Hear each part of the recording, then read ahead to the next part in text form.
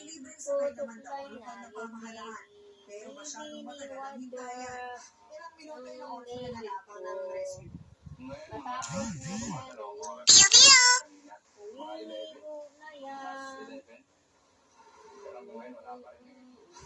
Sa likod ko ang May Kawayan River na itinuturong sanhi ng patuloy na pagbaha sa ilang bahagi ng May Kawayan, Bulacan at mga karatig lungsod. Dito sa kabila. Sabi ng mga residente rito, umapaw ang ilog matapos magpakawala ng tubig ang mga konektadong dam na sinabayan pa ng high tide. Kaya maraming lugar na lumubog pa rin sa baha ng inuwi na Biyo-biyo. ang palibot ng Palengke at City Hall ng Malabon nga, puno ng mga lumulutang na basura. Biyo-biyo. Biyo-biyo.